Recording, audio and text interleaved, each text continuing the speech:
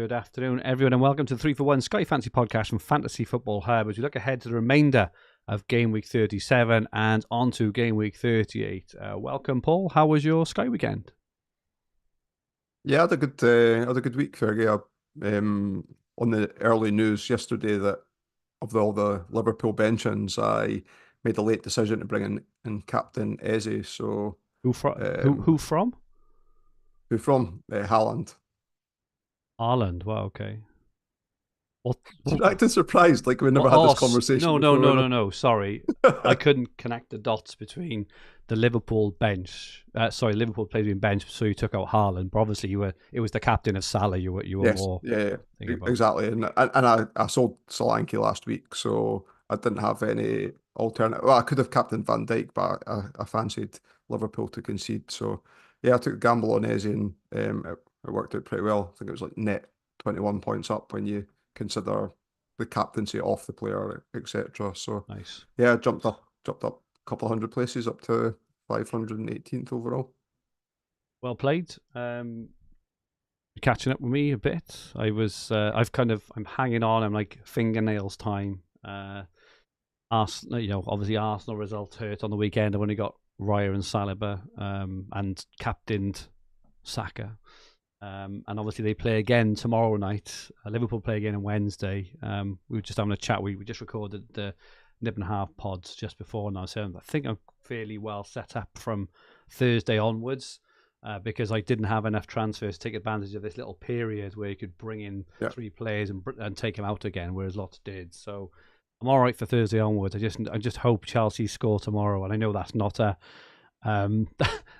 that's not unanimous on this podcast, especially in the chat. But yeah, we'll see. I slipped down to 200. It showed 227, but I think Watkins might have got some bonus added, so I'm 233. So we'll see. Ben White. You don't have Ben White, no. Obviously. You just said you got Saliba. He got points added overnight as well. So yeah, interesting. I'm sure we're going to chat a bit later about the run-in, how to use transfers, kind of what to do, because that Eze move is probably, I wouldn't say it's uncharacteristic of you.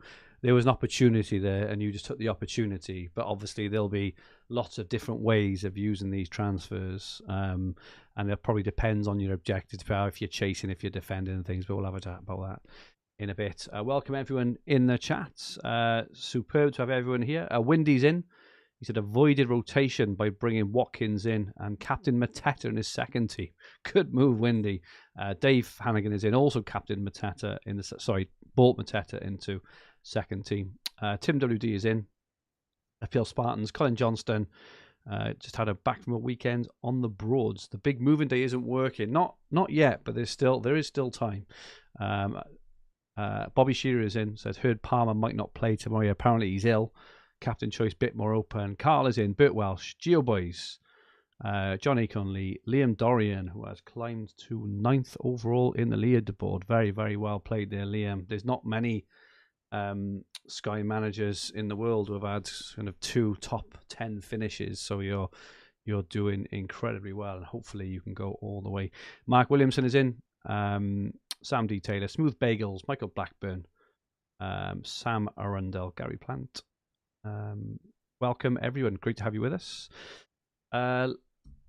So yeah, touching on moving day, obviously we kind of had moving day. It's probably fair to say that it's about 50-50 at the moment. I think moving dayers will probably feel like they should have a few more points. I suppose as someone who kind of stayed, I'm probably feeling pretty good so far. I have had a rank drop. I've only dropped about 40-50 places, so I feel okay. I think the Arsenal-Chelsea game tomorrow is absolutely massive. But yeah, there's potentially a moving day again this week, Wednesday, potentially Thursday. What's your thoughts for the week, Paul?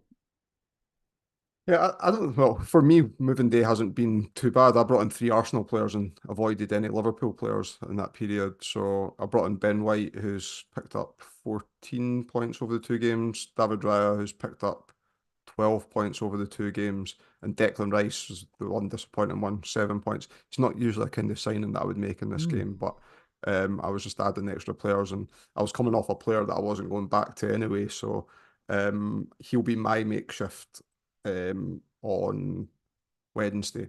So, and that was part of the reason for me going for Arsenal players rather than the Liverpool players. One, the assurance of starts, and two, the fact that they finished up that mini run on the Tuesday, and then knowing that there's a few players that I've got my eye on the Wednesday. So, Isaac's one I'm interested in. Anthony Gordon's another that I'm interested in.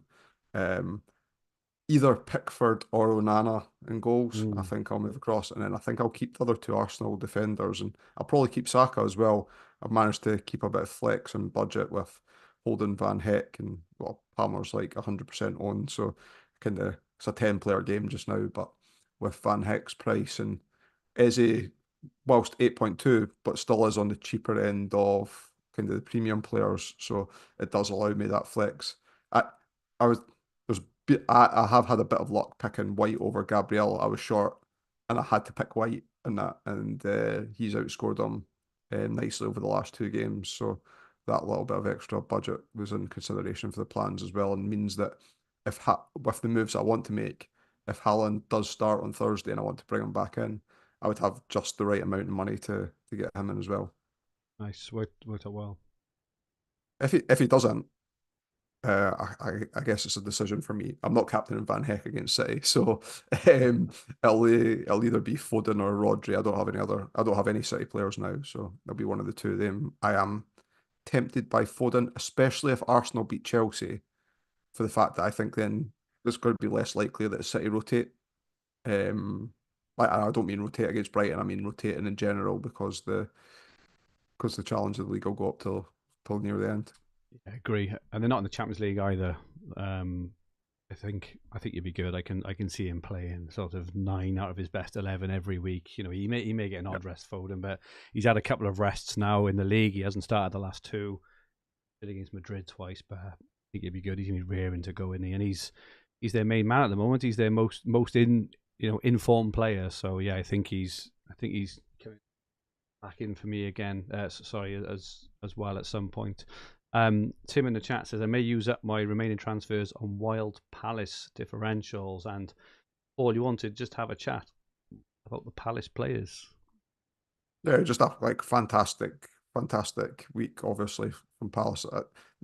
They had been outperforming their goals. Their XG had been stronger over the last 5 or 6 game weeks, and just watching the second half of the West Ham game in Europe on Thursday night looked very leggy, and I fancied Palace to come out the blocks against them. And all their three main players got taken off early as well, so you fancy them all to start now. I know there was talk about, particularly in other fantasy formats, about not picking necessarily Elise because he won't start the two games. But yeah, and I don't even know that the run's over. I still think that Wednesday does provide an opportunity. Does, yeah. Newcastle aren't the best travellers. Palace then play Fulham, who are somewhat out of sorts, and then it's that game against Man United, where I would argue that at Selhurst Park that I would rather captain a Palace player than a Man United player just now. Yeah, you may be right Bru- there. Bruno perhaps the exception, but certainly beyond that, I fancy the Palace assets to do better. So there is definitely, particularly because of the price points, if someone is looking to transition and play a bit with budget on there, I wouldn't completely rule the Palace players out then. Do you know Anthony Gordon, right, Mm. on Wednesday? Do you know what his ownership is in the top 1K? I would If you're have, looking for a I would have differential, thought it'd be really low, like under oh, but like 3%. Only he's just not on the template at all, is he? he's in one team in the top 1,000. One team. And Wow. whilst I think you will pick up suitors on Wednesday, Yeah. I don't think he'll be that popular, Yeah. like, and more because people will be moving on to Isak, who I Yeah. expect his ownership to soar from, what's he now, 5.3, would surprise me if he's in less than 35-40% of teams come Wednesday. I just think that that's the natural hop on point before they play Sheffield United and Burnley. So I think he'll be really popular. Um, Particularly if Nunes doesn't start, I could see a straight swap from a lot of people then That's making that's the that big move. if. I think. Well, I've got Darwin and Solanke as well, so it's going to be Yeah. hard. It's hard for me to get to Isaac. I might have to wait until Saturday. Potentially. And that probably protects his ownership from hitting the dizzy heights, if you like. Yeah, but if either of those are benched, I'll make the move. I probably think that Darwin starts the next couple of games personally, but we'll see. So you don't think it's too late to hop on the Palace then? I suppose is your. I don't think so. I prefer the Newcastle players, Yeah. but I wouldn't object to anyone going Palace, especially because they're still differentials, and if you are looking for something a bit different to kind of give you a boost if they hit the ground running. Another team to target, Man City on Thursday. They've been quite quiet recently. Obviously, they blanked on the weekend because of the FA Cup. They haven't really been in form either. It's probably fair to say Haaland has been very hit and miss. I know he got a goal and assist, I think, last week, and obviously he got the 5 goals against Luton a while ago as well. Rodri's been absolutely superb for owners, which is why I held on to him because I knew I'd want him back. And Foden is just, he's feast or famine, but in all fairness, he's been feast more than famine this year. So the average transfers left, we'll touch on it later, but it's only 6 left, and I can see a lot of people wanting to make 10 transfers of the next 2 weeks. Who would your priorities for City be? Yeah, I mean, like I said before, I don't have any City players, and the reason I put these 3 up is if Haaland starts, I'll just bring in Haaland and I won't bother with the other 2. Yeah. But I've got a decision to make if he doesn't. I don't think he will. I'm swaying more towards Foden, and I think it's more his ownership, and again that bit differential, like spicy like McNulty. At 520th, do I really want to be treading water? Rodri's a nice consistent returner, but I might fancy Foden's upside more for the run. And especially if Arsenal don't beat Chelsea, I think I could pivot and go Rodri just based on I think that City in the last 2 or 3 games then could rotate more if they had wrapped up the league early. So yeah. But if you've got an abundance of transfers, City have got all the extra games. Yeah. I wouldn't rule out like bringing in both or all 3 if all 3 started on Thursday and you didn't own them. I think beyond that, I just don't think De Bruyne's a great Sky fantasy asset, and there's just not assurance on any other starters in the team. I don't think.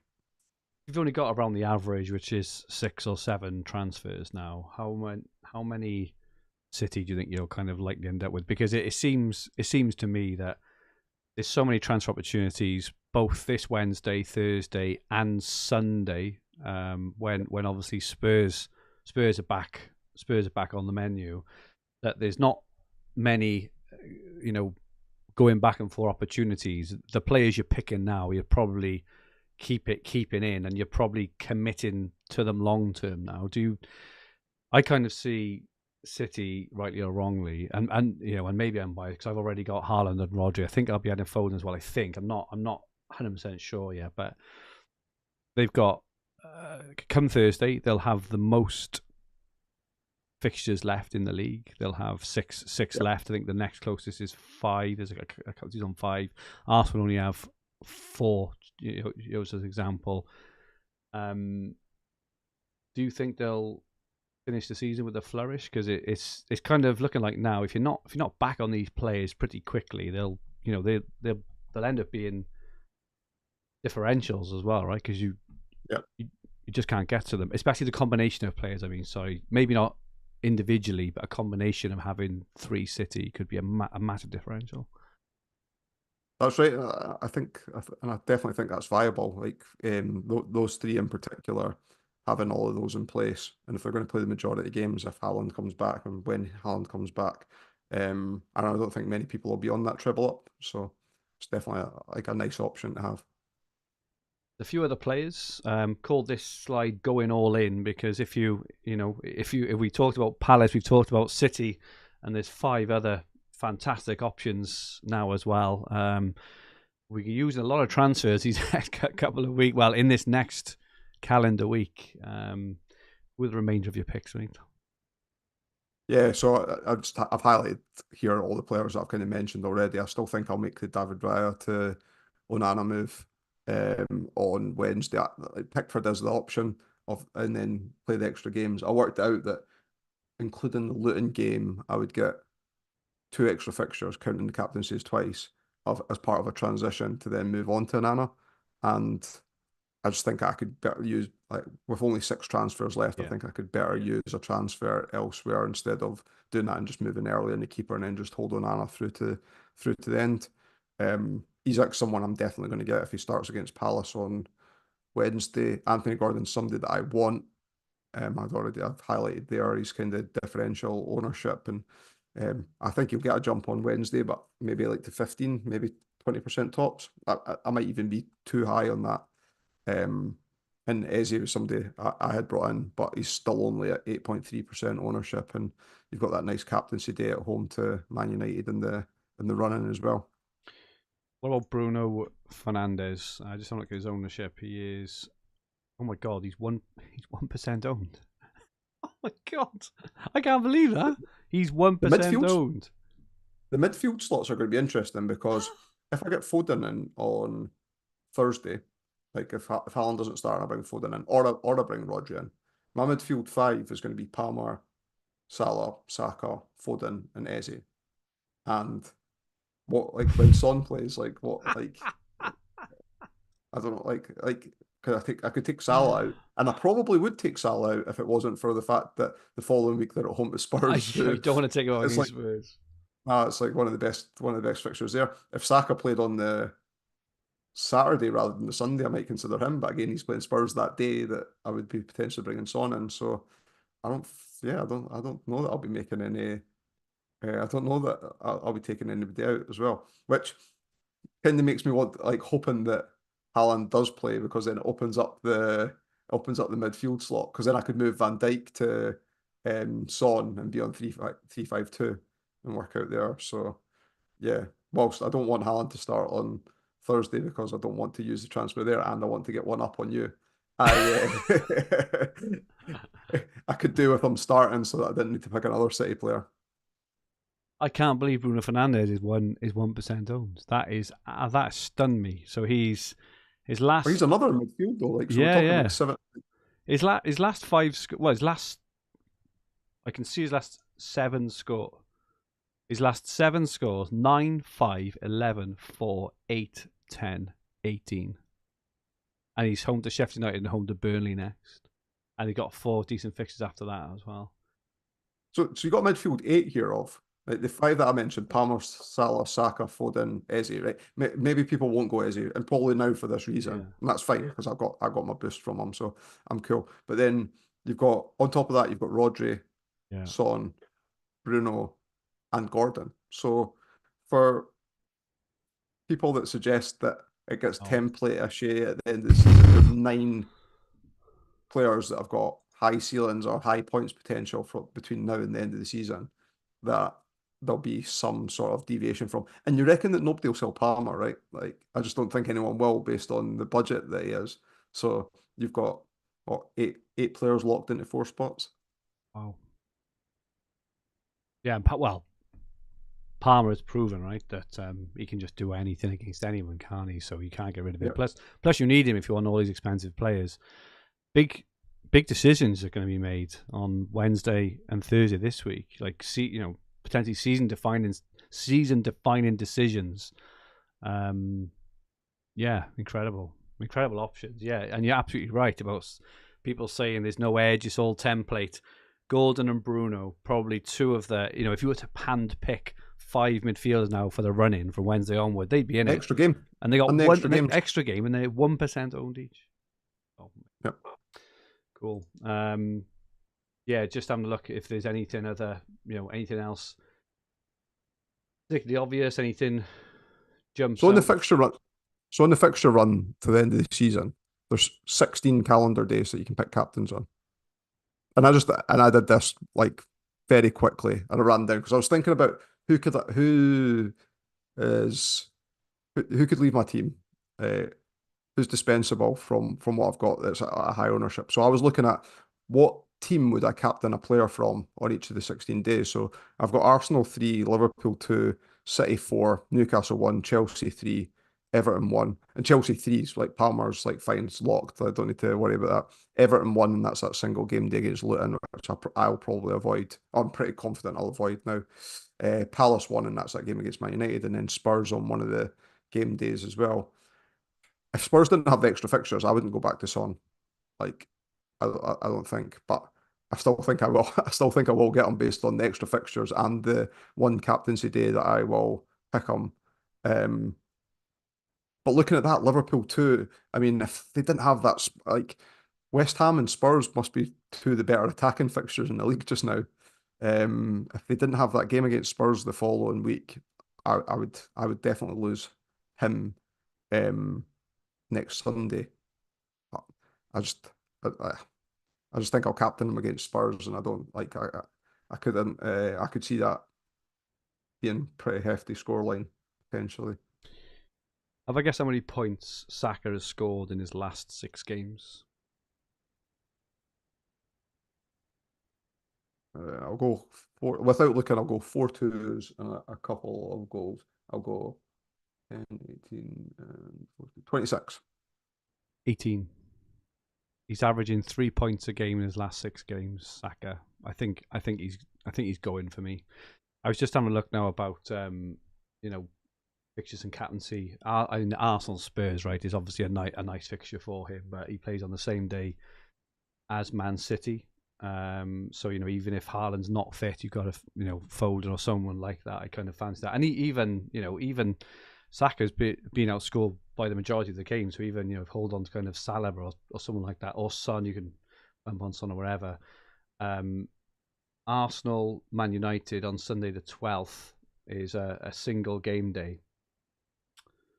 United at home. You bring in Bruno, you're okay. Again, Saliba or wherever else. I think there's enough there. And they got Bournemouth in between. Bournemouth haven't been conceded. I know they conceded. I think it was 3 on the weekend, wasn't it? But other than that, they've been reasonably tight. I think I'm getting rid of Saka. Bruno, I think. At my rank, I need to do something a touch different. And Bruno seems like Arsenal seem to be trying to edge their way towards the title. Whereas Man United, one, they've got the fixtures, but 2, Bruno is just in absolutely glorious form at the moment. So I think I'm going to do that. It bit me last time I took him out, but yeah, we'll see. Let's have a look at this week fixtures. Then we've touched on them already. Arsenal, Chelsea. Who'll be your captain tomorrow? Saka. Averaging 3 points a game, but he is 80% owned. I've got 3 defenders. Well, I've got 2 defenders and the keeper, so I feel more protected from that side. So I think I'm going to go Saka. Chelsea just can't defend, though, right? No, they can't. They can't. Wolves and Bournemouth, United, Sheffield United, Everton, Liverpool, Palace, Newcastle. We get to see all these lineups here. As you rightly said, potentially if Darwin doesn't start, or or Solanke doesn't start for whatever reason, everyone's going to captain Salah here. Everyone's going to captain Salah here, right? To Everton, and this is if you're looking for a potential edge, there you go. Like the move that you've touted, Saka to Bruno, and then captain Bruno at home to Sheffield United. I'm not saying that I'm brave enough to do that, but if you're looking for a small Hail Mary, then that feels like that could be the move there. Like it. Isaac, Gordon, Onana, Bruno. Plenty of opportunities there. And then Thursday we said, go on. No, I was just going to say, yeah, I don't think I would personally captain any of those players. Do you know Mateta scored in his last 4 home games now? Yeah. On form. Brighton, Man City on Thursday. We touched on that already. Haaland captain if he's fit. If not fit, Foden, you reckon next best choice? Yeah, or the consistency of Rodri. I wouldn't put anyone off either of those. I think that I'll go Foden if I am put to the sword. Same, I think. We're at kind of upside time of the season, aren't we? And then looking ahead to next weekend, West Ham and Liverpool. This is another interesting one, the way the games are falling, because again, if you do hold off on Isaac, you get to see the Liverpool lineup. So if Darwin again, because Darwin no, Darwin plays again on the same day. If Darwin doesn't start in the early game on Saturday, you can make that move with confidence if you do hold off. Wolves and Luton, Newcastle, Sheffield United, United, Burnley, Fulham, Palace, Everton, Brentford is at 5:30, Villa and Chelsea at 8 o'clock. Transfers, captains? I would make any I'll be planning my transfers midweek, so I don't need to make any on the Saturday. But yeah, I follow your logic, and if Darwin's benched there, I probably wouldn't bring Isak in against Crystal Palace if I had a forward line of Solanke, Darwin, provided he starts, or if there was nobody that I wanted to take out, and maybe if I still had Haaland and I thought that he was going to play on the Thursday. But yeah, I think this is another day, Newcastle home to Sheffield United. Yeah. Isak, I think that's good value. Have a look at what his ownership is after Wednesday's game. And Bruno home to Burnley as well. There's a good chance, and Bruno's got a good chance as well. We have seen West Ham defending recently, which has been really poor. So my captain will probably be Salah, but I'm not. It was Newcastle. It was the Newcastle forward at this time of the season last year that ended up winning me the game. So and Wilson had at this stage, I would say, a similar-ish ownership, maybe like 20%. Because most people went Isak and he was kind of playing off the left. But yeah, I think there's a few opportunities to go slightly different on Saturday on captaincy. Sean Taylor said, "Is Paul the bloke from Baby Reindeer?" I've not seen that. It's on Netflix. I've not seen it either. Oh. I don't know if that's a compliment or a... Probably not. We'll have a look now. And Sean Thorpe says, Bruno Isaac and a fruity punt in on Wednesday. And interesting one there. We got Wednesday, Wolves and Bournemouth. I'm currently Googling. I need to find images. Yeah, so that is Saturday, and then Sunday, Spurs and Arsenal, Bournemouth and Brighton, and Forest and City. So say Haaland will. Well, it'd be interesting actually. If Haaland doesn't make Thursday, you don't get to see the lineup for Sunday. So we kind of may be forced into a different again. If Pep gives the old, he's been in light training. We'll see in the next few hours. All that site he comes up with. But yeah, Haaland obviously a fit. Who would be your second choice? Saka away to Spurs? Yeah, I think so. Yeah, and could hurt. Solanke at home at Brighton's not decent. Not that bad from an attacking point of view. Son in, he's got to be, haven't he? Just for the fixture game. I just don't know who I don't know who I'm going to get rid of if I've got 5 midfield though. That's a good point. But you're just missing out, aren't you, on fixtures?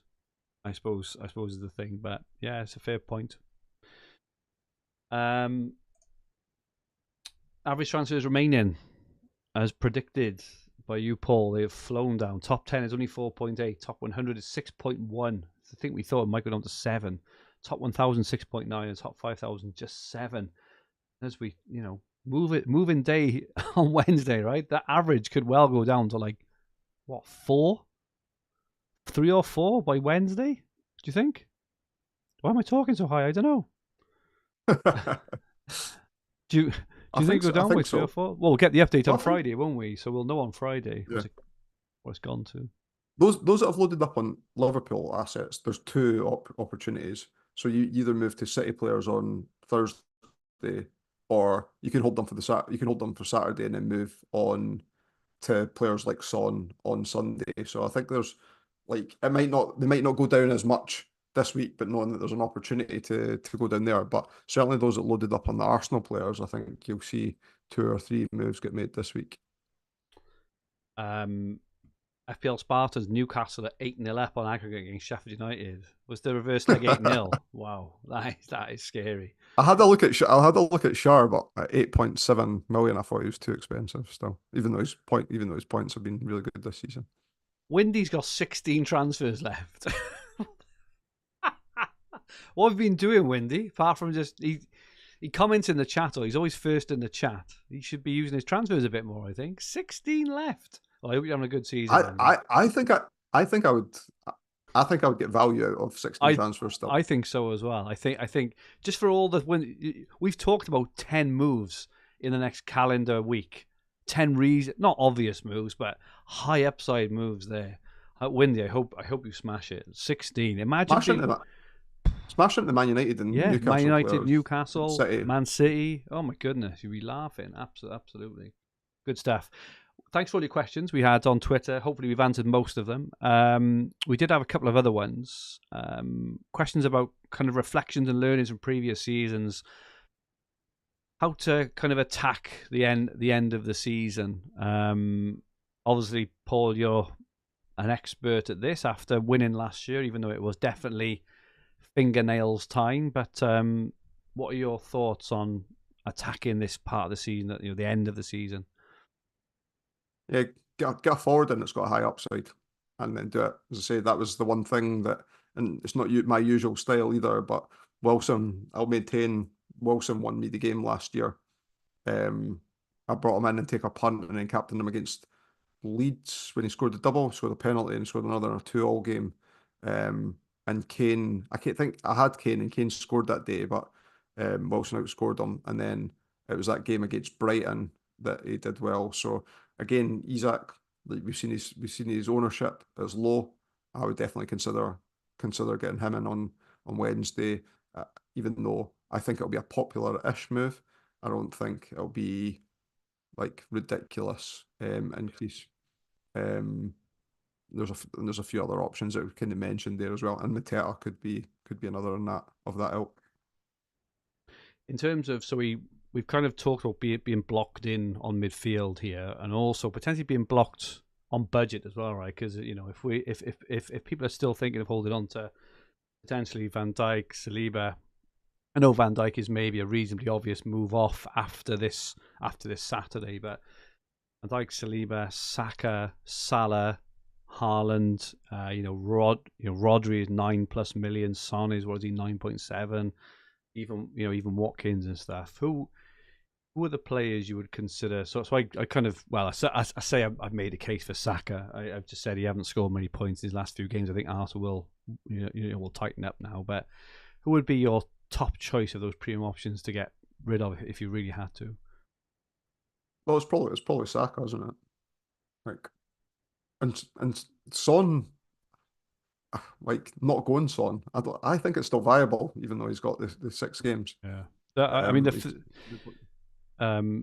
4 of the 5 aren't nice, right? So they got Arsenal, Chelsea, Liverpool. That's their first 3. They're home to Burnley, which is nice, and then they got Man City and Sheffield United. So their back 3 are quite nice. And the way the fixtures fall, they've got like 4 for 2 over most teams.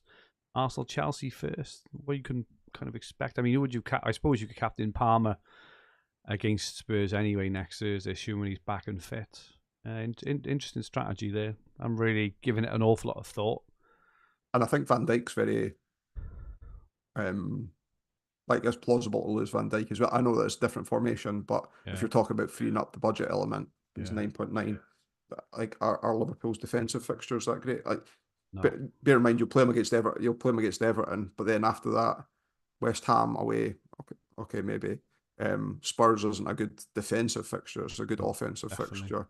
Aston Villa, not a great fixture, and then Wolves to finish things off. I think you could lose him, and he's 90% owned.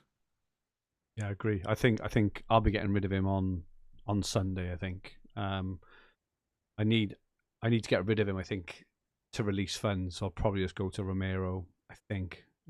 What does that release? 1.7. It does use one of my precious transfers, so I need to give it a little bit of thought. I may look at the single game day. Don't go into kind of Everton or Luton, but yeah, I just need to give it a little bit of thought. See, good stuff. Anything else on transfers at all, Paul? Transfer count? No, I think that's. We just had a question as well, just finally around the impact of no FA Cup replays next week. I think it's the first round to the quarter-finals. I think it was, because obviously the semis is pens anyway, and how that may impact wider fantasy football, and especially Sky, because obviously a lot of the opportunities we get around Sky A lot of these kind of 4-for-1s, 5-for-1s are kind of FA Cup backed up fixtures, and the fact that FA Cup games happen on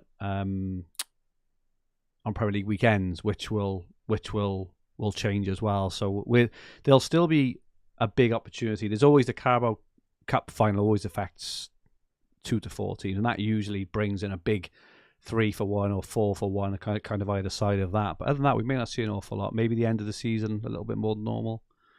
What's your immediate thoughts on the impact of next season? I don't think I'm going to play any differently than what I usually play, and I'm always at the point where I want more transfers at the end, and therefore, if that does come to fruition and plays out like that, then I should be. On my theory is that I should be about right then if I play the transfers the same way as what I usually do. If I'm wanting more at the end and then there's less opportunities at the end, then that should balance out. Okay, good stuff. Final question of the podcast this week. What's your favourites? And what I wanted to ask you this week, Paul, we're finding out a lot about you, mind, over the last few weeks.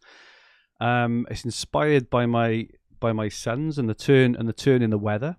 What was your favourite outdoor game to play as a child? Let us know in the chat. My boys play loads of hide and seek, even though they're 11 and 13.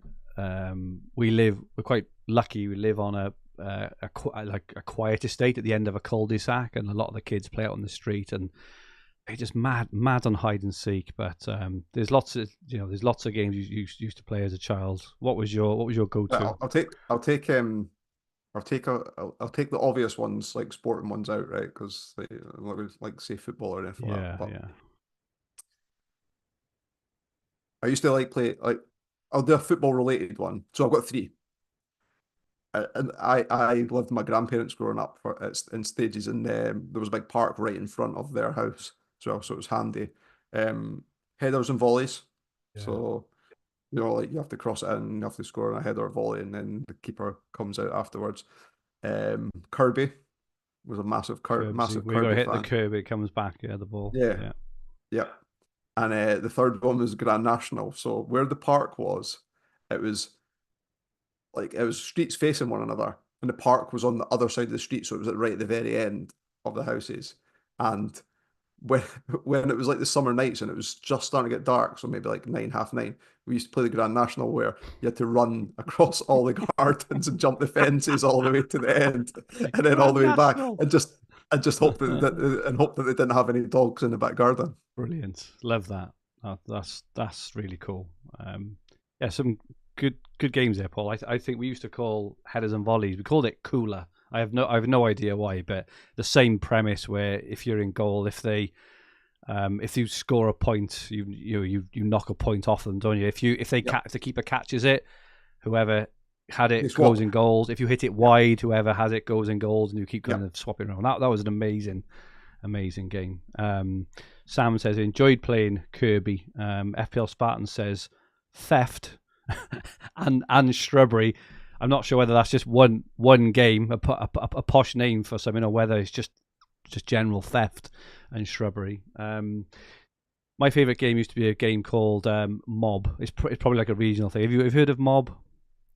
It's probably a kind of regional thing. I expect you'd have played it, but it's like a variant on hide and seek, where the counter counts at a certain spot. So say it's the lamppost, you're kind of leaning against the lamppost, and their counter, everyone runs off and hides, and when the counter then tries to go and find everyone,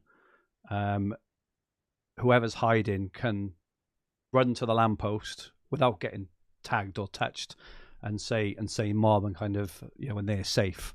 But obviously if the hider sees you and they touch you before you go and see and hit the lamppost, then you're out. That was my favorite game. We played it, as you say, the best time around dusk, when it's just starting to get a little bit dark and you can't really see properly, and sometimes you play it in the dark of night in the park. We were lucky, we had a very small park right behind our house, but it was looking back at it now, it was very, very dangerous and it was pure concrete. So and it was kind of hilly, so if anyone fell, which a lot of people did. There were lots of screams and pain of scraped knees and all that. But yeah, really good times. That reminds me of in playground games at school, British Bulldogs. British Bulldogs. What a game that was. Definitely. That was a superb game. Sam D. Taylor says horse. Tim WD says competitive frisbee. We made up our own rules as well. Let us know any more. Oh, FPL Spartan says it's a Bob Mortimer story. Haven't heard that one, FPL Spartans. But let us know in the chat your favourite games when you were a child. But other than that, I think we're done, mates. That is it from us for this week. As usual, thank you all so much for watching and listening. Your continued support is much appreciated. I can smell that transfer button is going to go haywire this week. It's going to be smoke coming from the transfer button across the game this week as people begin to kind of realise that the end is nigh. You've got to make moves. And there's some massive moves available. I mean, Newcastle United in particular, some really amazing fixtures. Both United and Newcastle have Sheffield United and then Burnley back to back, and they're both teams on form against off form teams. Really exciting. Did you used to play dancing dollies as well? I've just been reminded by Big 96. He says I liked Wally. Had one shot something with. Oh yeah, Wally. I remember. I can't remember Wally. Sorry. At the wall. Had one shot to the wall. We used to play dancing dollies where you'd all line up against the wall and someone would have a ball and they would boot it at you basically, and you have to try and move out the way. And whoever was hit, you're obviously out, and then you kind of left. Our PE teacher used to play that against us in PE. He would line us all up and just boot the ball, which is good. Thank you so much, Paul. Where can people find you? On Twitter at Paul McAnulty 1 MCA NULTY. My handle on Twitter is at FFH_Fergi. Drop us a follow. If you like what you watched, please press the like button. Remember to subscribe in the bottom right-hand corner of the screen if you don't already. And if you enjoyed your listen, please rate the podcast versions and leave some comments. We'll be back next week, hopefully on Monday evening, Paul, if that suits you again. Yep. To preview Sky Game Week 39. In the meantime, we hope you have a great remainder of Sky Game Week 37 and Game Week 38. And goodbye for now.